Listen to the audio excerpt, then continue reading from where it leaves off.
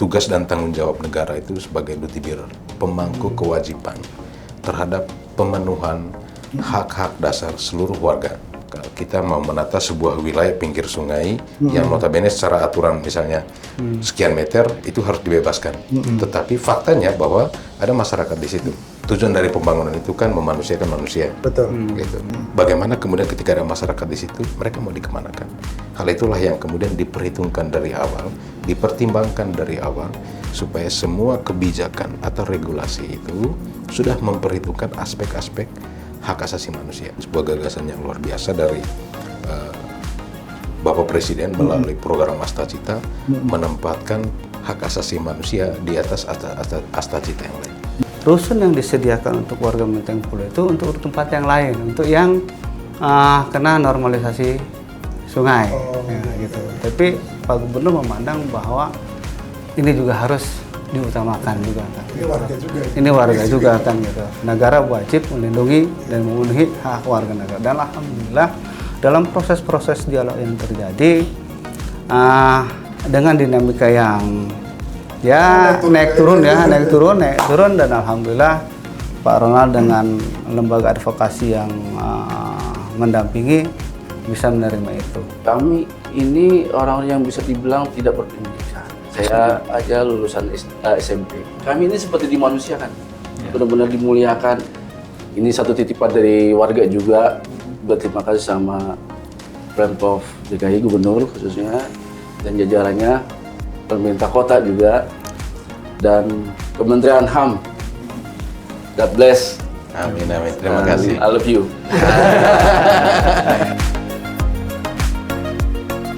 Assalamualaikum warahmatullahi wabarakatuh.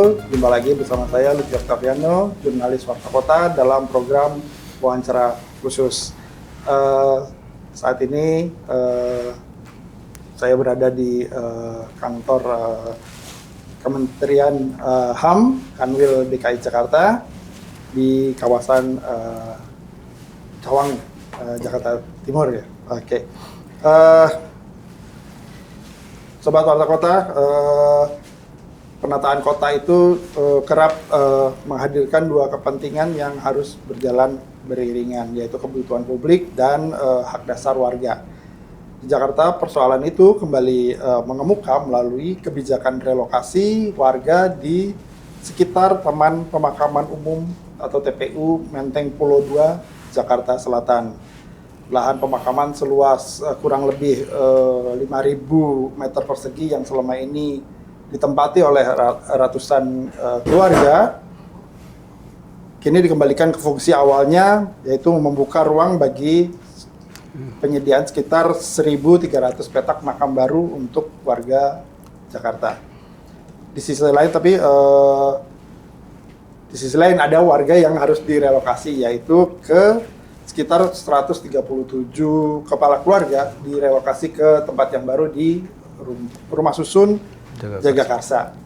Nah, bagaimana kemudian ini menyinggung tentang hak asasi manusia juga ya, untuk menggali lebih dalam prinsip-prinsip hak asasi manusia yang dijaga di dalam proses relokasi TPU Menteng Pulo II ini, kami berbincang secara eksklusif dengan Kepala Kantor Wilayah Kementerian HAM Provinsi DKI Jakarta, Bapak Michael Azedo Harwito, Pak.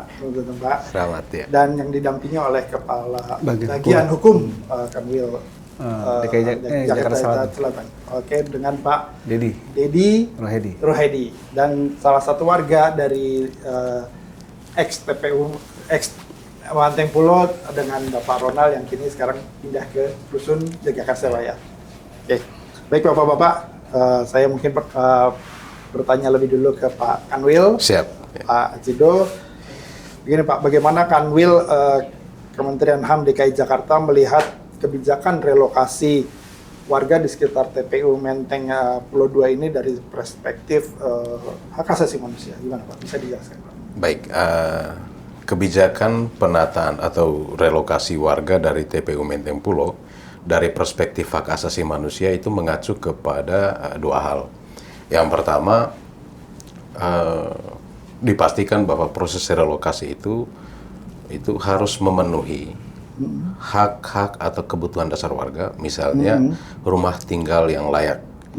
Itu yang pertama. Yang kedua, itu harus dipastikan bahwa proses relokasi ini berjalan dengan memegang teguh pada prinsip perlindungan dari penggusuran secara paksa. Gitu. Nah, dalam konteks ini yang dipastikan bahwa ketika proses relokasi ini berjalan, itu nanti relokasi ini berjalan dengan adil, sehingga kemudian pemerintah provinsi sudah menjalankan tugas dan tanggung jawabnya sebagai duty bearer dalam konteks pemangku kewajiban terhadap pemenuhan hak warga.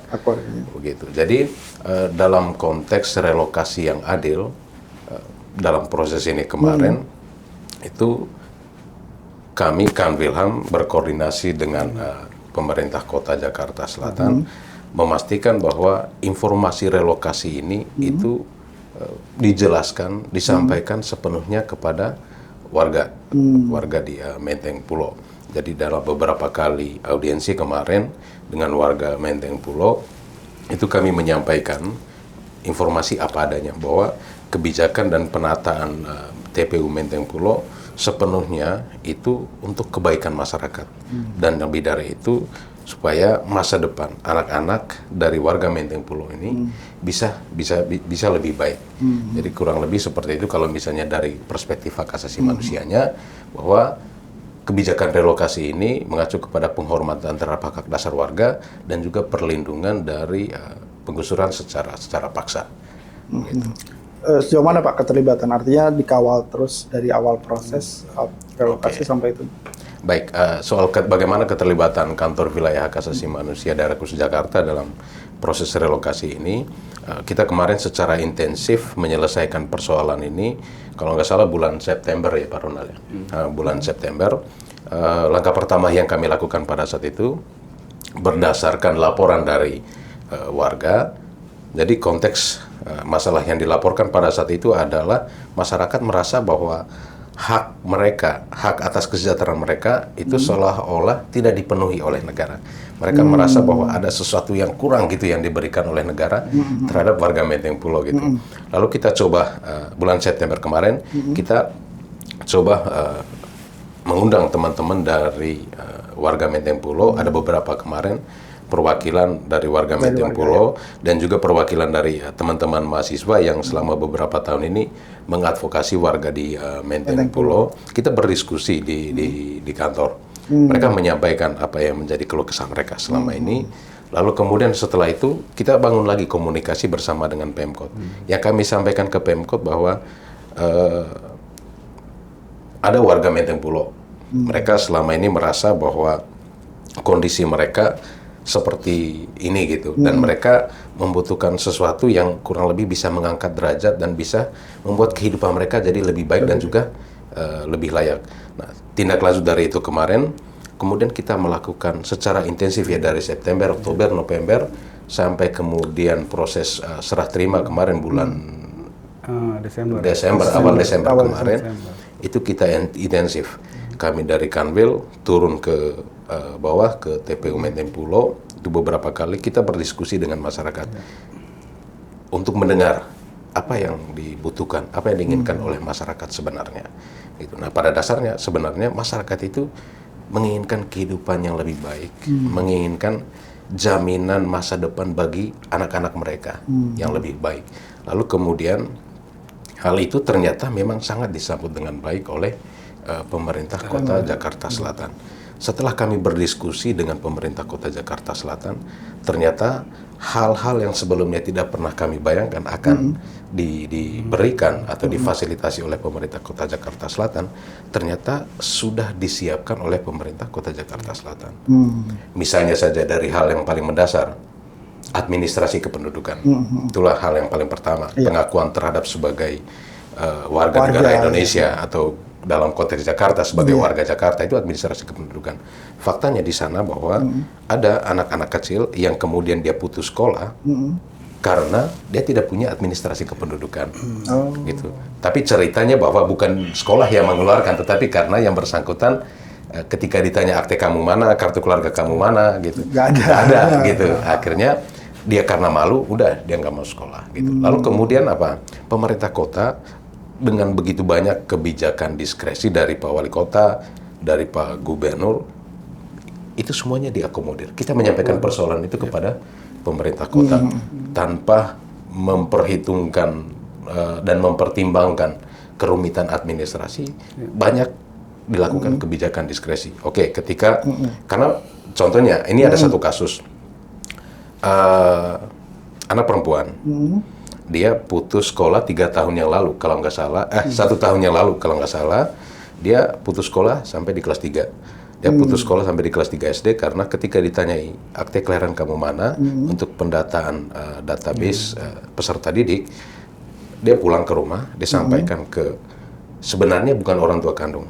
Ini adalah orang tua asuh dia yang memelihara dia sejak kecil karena ketika dia dilahirkan dibantu oleh dukun di TPU. Lalu kemudian setelah dia dilahirkan, ibunya pergi entah kemana.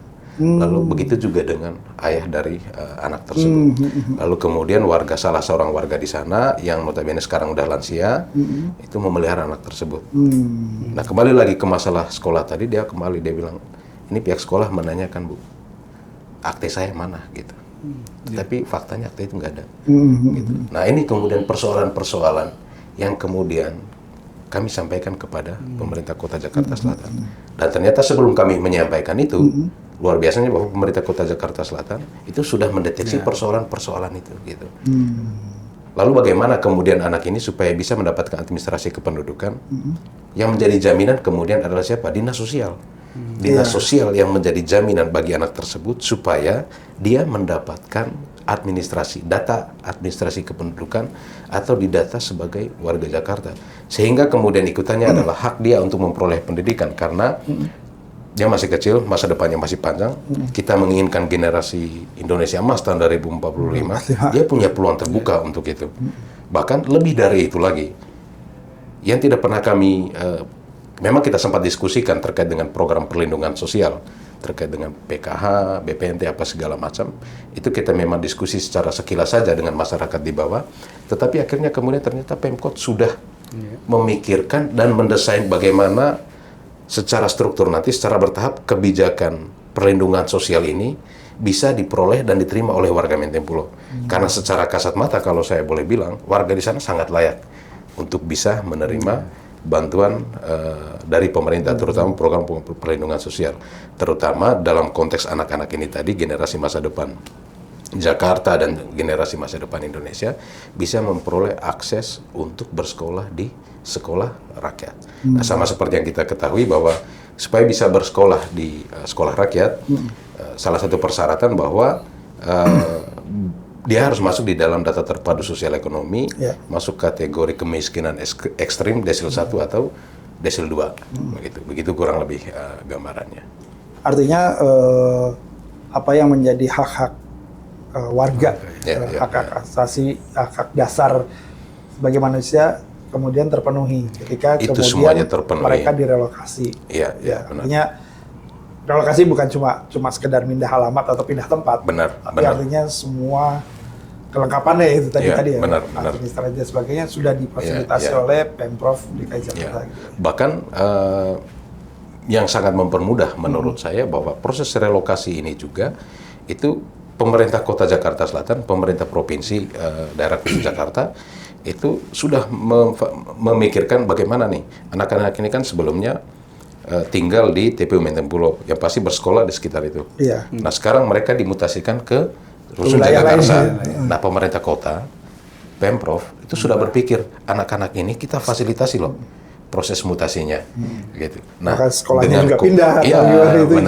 Dengan diskusi yang menurut saya dengan diskusi dan juga koordinasi yang sangat baik lintas pemerintah antara Pemprov, Pemkot dan juga suku dinas, persoalan-persoalan ini kemudian secara perlahan diurai satu persatu, lalu kemudian diselesaikan dengan baik. Bahkan bukan hanya karena itu, pemerintah kota juga sudah berpikir tentang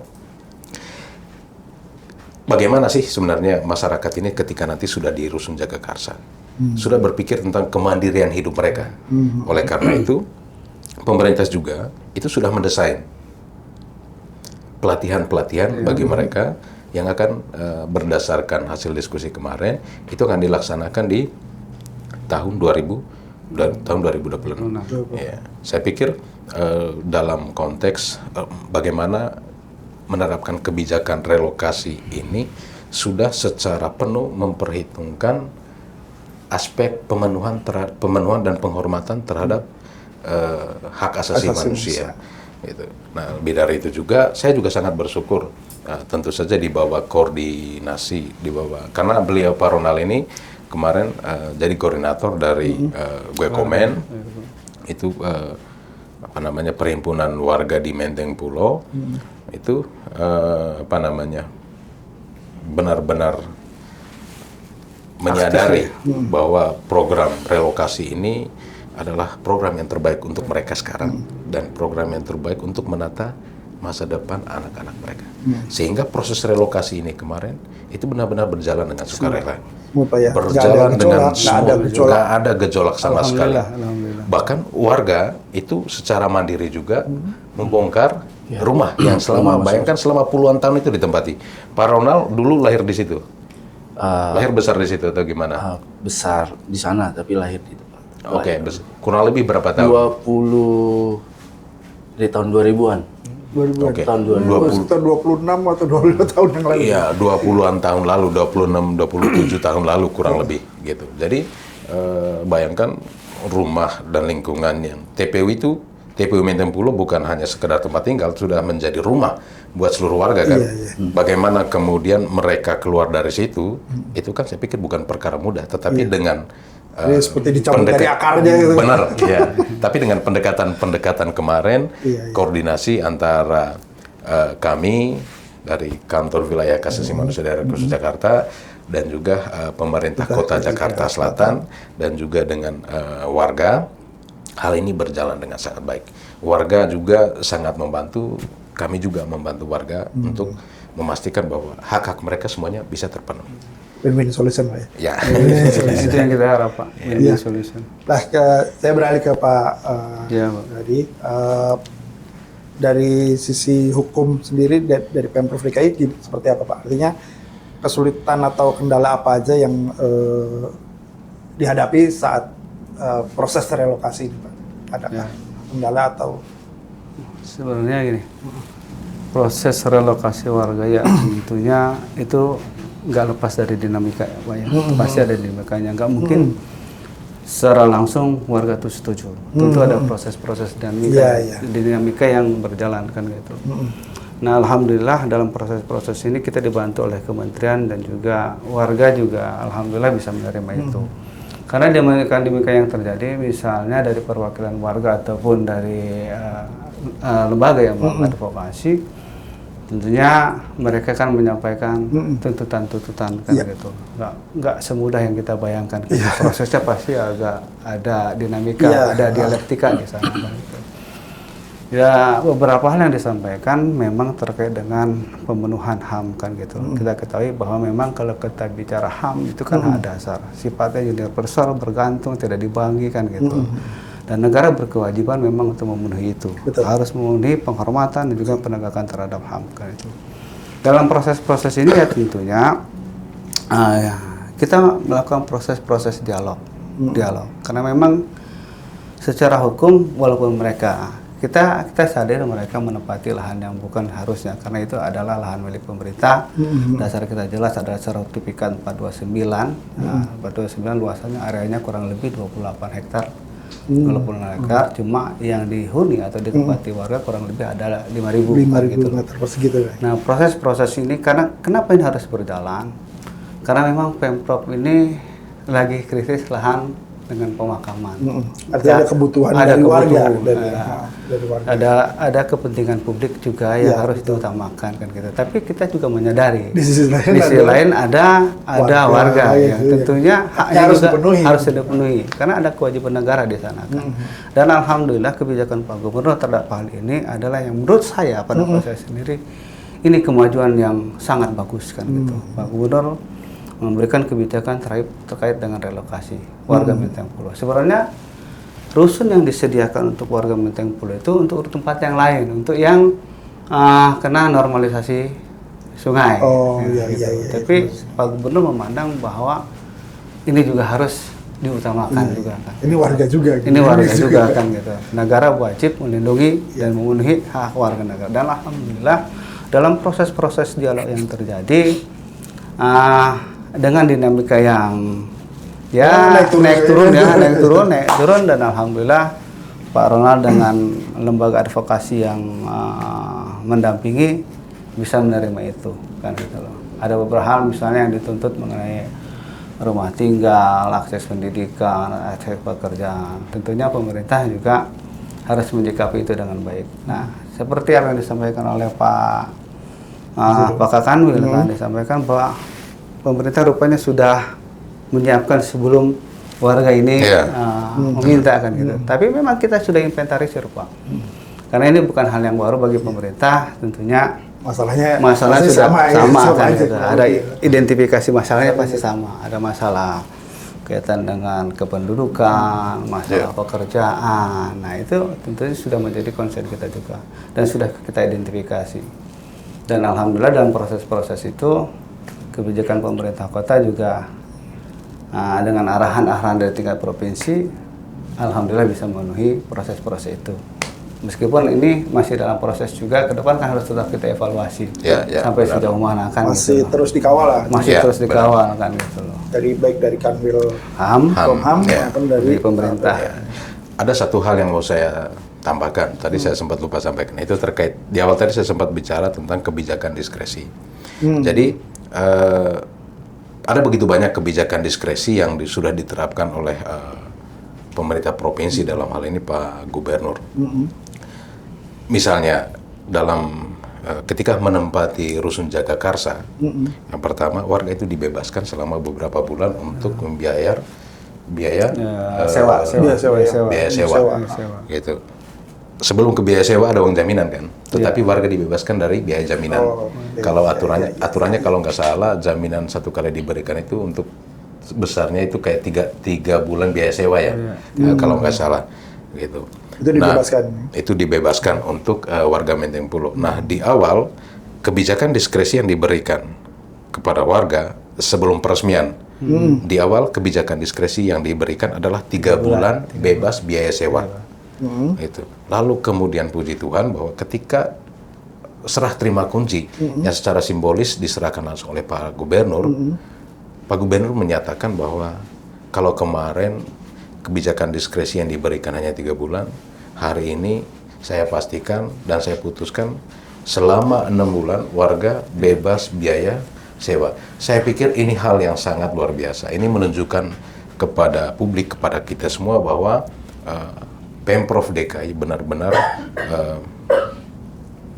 melaksanakan tata kelola pemerintahan ini benar-benar dengan hati.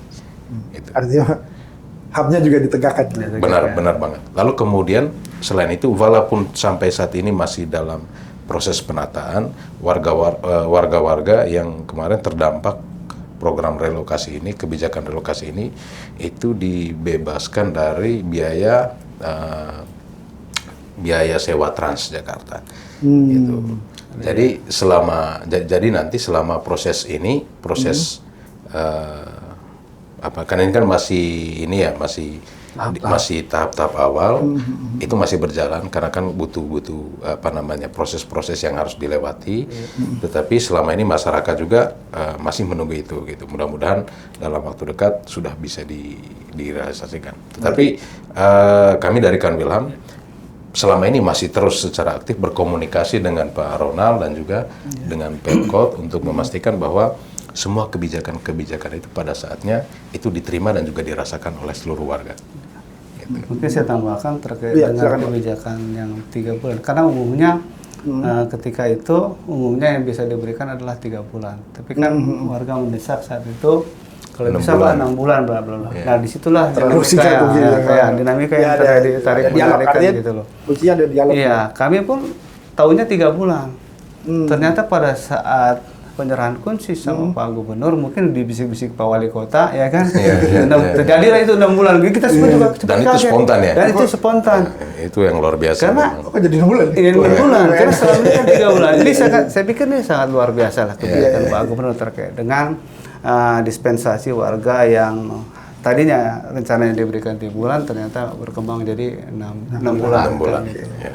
Dan karena memang mempertimbangkan dengan waktu 6 bulan ini kan bisa waktu beradaptasi warga dengan lingkungan, beradaptasi dengan kegiatan-kegiatan yang selama ini hidupnya seperti apa dengan kehidupan yang baru, tentu mudah-mudahan bisa beradaptasi. Yang kita harapkan bahwa nanti ke depan warga itu menjadi lebih sejahtera. Memang konsep pemerintah itu Pemprov ingin mensejahterakan warganya dan juga berkeadilan kan gitu. Salah satunya adalah pemenuhan HAM, dan alhamdulillah selama ini dikawal sama beliau nih Pak. Beliau di dalam tiap-tiap rapat rajin banget beliau. Kalau ada yang melenceng nanti dia. Dan kadang-kadang komunikasi itu sama saya nih. Di luar rapat pun komunikasi. Baik Pak. Oh iya, dan ada satu lagi sebenarnya, mohon izin, satu lagi yang menurut saya itu terobosan yang baru juga, yaitu terkait dengan salah satu persyaratan untuk menempati rusun itu kan harus secara administrasi terdata sebagai penduduk DKI Jakarta.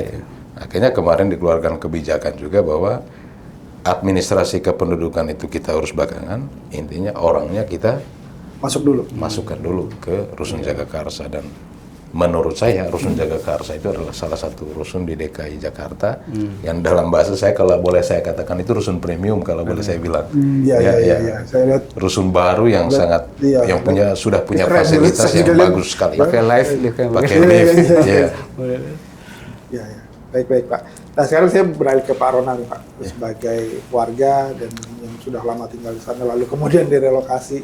Boleh cerita sedikit Pak, apa yang dirasakan dan bagaimana kemudian peran dari Kanwilham dan Pemprov DKI Jakarta dalam proses relokasi. Silakan Pak. Baik, yang pasti sih ya tadi sempat disinggung, saya berapa tahun di sana, puluhan tahun. Ada yang lebih dari saya dari tahun 83, 84. Itu sudah sangat lama. Berarti itu sudah ada keluarga besar. 40-an tahun ya? Iya, ada keluarga besar di sana juga kan sana. Generasi 3 generasi bisa.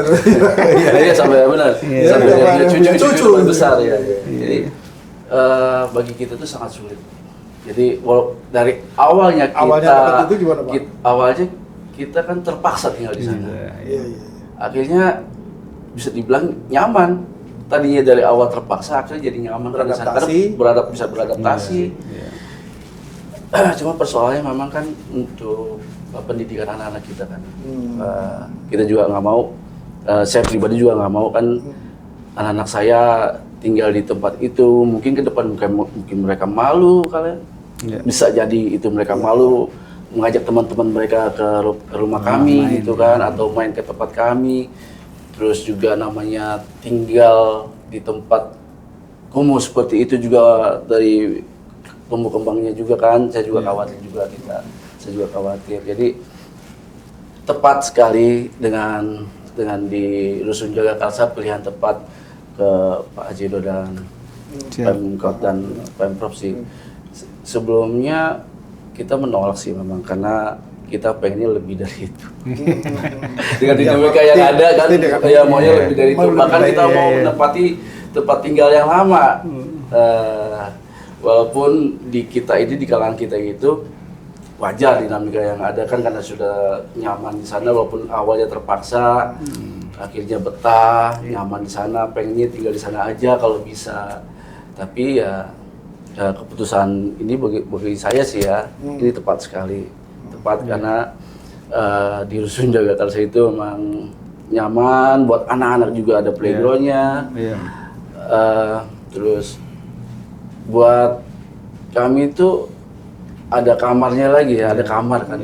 Jadi masing-masing ada tempat. Kalau dulu kan tidur bareng-bareng lah, nggak ada kamar, nggak ada sekat. Iya kan, itu kan. Musim hujan juga. Musim hujan juga becek, kadang juga banjir masuk ke dalam airnya. Ya namanya tanah pemakaman, tanahnya merah kan, airnya merah. Iya. Jadi itu sangat kotor sekali sih emang.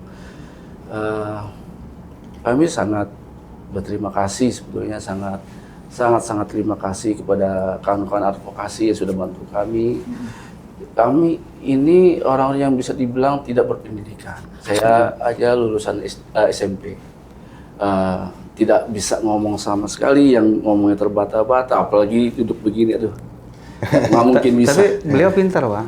Iya. Pintar debatnya juga sih. Waduh, ini bukan lulusan SMP nih, saya bilang hampir sarjana nih beliau nih. Iya. Ya, di proses belajar, Pak. Ya, ungkapan suara hati. Pak Ronald. Ya. Jadi ada kawan teman dari mahasiswa akhirnya bisa sampai sejauh ini adalah berkat dari pasti yang Maha Kuasa Tuhan. Dan orang yang diutus seperti Pak Azedo, Bapak Dedi, akhirnya kita bisa tinggal di tempat yang nyaman, yang layak bagi kami, sangat layak sekali bagi kami. Sudah lebih dari cukup. Sudah lebih dari cukup. Walaupun memang tetap ada dinamika ya seperti ekonomi, cuma itu proses bagi kami. Kami percaya hal itu. Seperti saya sudah disinggung sama Bapak-Bapak, betul. Ini prosesnya seperti jalan tol bagi kami. Karena kalau saya melihat dari yang dulu, tidak ada pernah penanganan seperti ini. Boleh jujur kan, di Jakarta apalagi. Sulit, bentrok dulu lah mungkin, dulu atau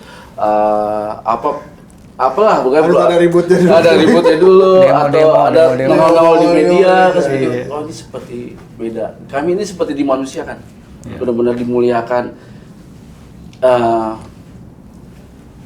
Ya bisa bilang kalau mau buat sedih, kami sangat berterima kasih lah pada para pendamping yang akhirnya kita tuh bisa di tempat tinggal yang layak buat kita semua di warga khusus Beteng Pulau 2. Tidak ada penanganan seperti ini. Ini sangat luar biasa. Amin. Dari pendamping-pendamping kita yang dipercaya sama Tuhan ya pasti ya. Ini satu titipan dari warga juga. Berterima kasih sama Pemprov DKI, Gubernur khususnya, dan jajarannya, pemerintah kota juga, dan Kementerian HAM. God bless. Amin. Terima kasih. I love you. Pak, boleh tahu Pak, apa yang menjadi titik balik warga yang tadinya mungkin ada yang sebagian besar mungkin menolak Pak ya? Apa yang kemudian tuh jadi titik balik? Oke, kita setuju atas relokasi ini. Apa Pak? Mungkin Bapak sebagai koordinator mungkin ngalamin apa sih yang jadi titik balik warga bisa oke, setuju gitu. Iya, ini memang butuh pemimpin ya. Dari kawan mahasiswa, dari Bertrand Sulani, yang kita anggap itu sebagai komando kita. Kita mendengarkan beliau dan kawan-kawan Elemende ya. Kita selalu diskusi. Jalannya gimana, dan keputusannya adalah yang kita terima. Karena ini keputusan udah bagus buat kawan-kawan atau warga Beteng Pulau 2, dan syukurnya juga saya bisa menyampaikan mereka, walaupun ada beberapa yang menolak, saya sampaikan kepada mereka pelan-pelan sesuai dengan karakter mereka masing-masing. Penyampaiannya juga ada dialog mungkin secara 24 mata atau secara umum di diskusi rapat warga, dan beberapa warga juga emang ada yang sempat nggak mau juga karena memang ekonomi sih. Dan akhirnya saya pelan-pelan bicarakan mereka mau. Ya, artinya meskipun keinginannya tidak terpenuhi sesuai ekspektasi, ya mendekati lah kira-kira gitu ya. 80%. 20%-nya berjalan. 20% adaptasi lagi? Iya, pasti. Adaptasi itu pasti.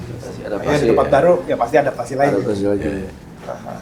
Nah, balik ke Pak Kanwil, apakah dan ke Pak Edi mungkin juga Pak Haji, apakah ini akan jadi model kedepannya untuk atau jika ada lokasi yang kemudian ya misalnya daerah kumuh, membawa daerah kumuh atau apa direlokasi, apakah ini akan jadi model yang ini kan jadi contoh yang baik ya Pak, artinya tidak ada gejolak, dialog jalan, pemenuhan hak asasi manusia terpenuhi gitu ya. Nah itu boleh cerita. Dari itu Pak. Apakah jadi model, jadi role model nih? Saya pikir ini bisa menjadi role model untuk digunakan di wilayah lain untuk kasus yang sama atau untuk kasus yang lain juga. Iya. Karena memang prinsipnya kalau menurut saya adalah partisipasi publik memang harus dikedepankan. Seperti adanya dialog dan lain sebagainya kan gitu. Untuk mendapatkan titik temu. Betul. Gitu. Karena kan yang namanya titik temu itu harapannya memang nggak semua bisa terakomodir, tapi paling tidak bisa mendekati penyelesaian yang lebih baik. Jadi saya pikir ini bisa menjadi role model untuk penyelesaian atau penanganan masalah-masalah yang terkait dengan hal ini kan gitu. Atau misalnya juga hal-hal yang lain kan gitu. Karena yang saya lihat ini, saya juga benar sangat terharu dengan penyelesaian ini, Pak.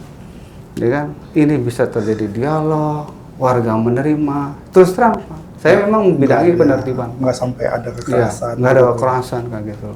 Saya membidangi penegakan hukum dan sebagainya. Tapi di sini saya sangat terharu kenapa? Ini bisa selesai tanpa adanya gejolak kan gitu. Tanpa ada gejolak, masyarakat menerima kan gitu. Ini tentunya juga tidak terlepas dari peran dari diakui dari Pak Kanwil yang bisa menangani, menjembatani, memfasilitasi antara pertemuan antara warga dengan pemerintah kan gitu loh. Memang harus hadir sebenarnya. Itulah fungsi dari Kemenham. Harus bisa hadir di tengah-tengah masyarakat karena beliau adalah garda dalam pengawasan terhadap pelaksanaan dari hak asasi manusia. Saya pikir ke depan beliau bisa juga hadir dalam setiap penanganan masalah untuk pemenuhan HAM ini. Karena memang harus ada orang yang bisa atau lembaga yang bisa memediasi itu sehingga ini menjadi titik temu kan gitu. Dan alhamdulillah saya sangat bersyukur sekali dengan Koronel bisa menerima, ada juga fasilitasi dari Kemenham sehingga ini bisa berjalan dengan baik. Dan saya pastikan insya Allah mudah-mudahan ini menjadi role model untuk penanganan lebih lanjut di DKI Jakarta. Ya. Kalau boleh saya menambahkan sedikit terkait dengan bagaimana kemudian metode penyelesaian metode fasilitasi warga Menteng Pulo 2 ini supaya bisa direlokasi. Saya ingin menyampaikan satu hal bahwa kebetulan saya adalah salah satu mediator yang dilatih oleh Mahkamah Agung. Jadi ada dua perspektif utama kalau kita berbicara tentang mediator. Yang pertama, dia forward looking, bukan backward looking. Yang kedua, dia harus memiliki empati. Yang pertama, dari prinsip forward looking. Dalam proses mediasi atau dalam menyelesaikan sebuah persoalan, yang dilihat adalah apa yang akan terjadi ke depan. Tidak melihat bagaimana yang akan terjadi ke belakang. Gitu. Jadi lepaskan semua apa yang sudah terjadi di belakang, tetapi kita melihat dan menata kehidupan yang lebih baik ke depan. Jadi lebih cenderung melihat ke depan. Gitu. Yang kedua empati. Empati adalah sebuah perasaan bagaimana kita bisa merasakan apa yang dirasakan oleh orang lain. Di awal ketika kami menyelesaikan proses ini, saya menyampaikan kepada Pak Ronald dan juga di hadapan seluruh masyarakat. Kemarin kita pertama itu kita sampai malam ya, sampai jam 8 malam itu, dari siang sampai malam. Kita curhat. Kita di sana itu kita bukan sosialisasi sudah, tetapi memang kita benar-benar curhat dari hati ke hati kepada masyarakat. Saya mengatakan kepada mereka bahwa apa yang kalian rasakan, itulah yang saya rasakan dan juga yang pernah saya rasakan. Gitu. Saya percaya bahwa semua pertemuan itu tidak terjadi begitu saja. Hari ini saya bertemu dengan saudara-saudara semua, itu semua karena berkat Tuhan. Itu berkat untuk saya dan juga berkat untuk saudara-saudara semua.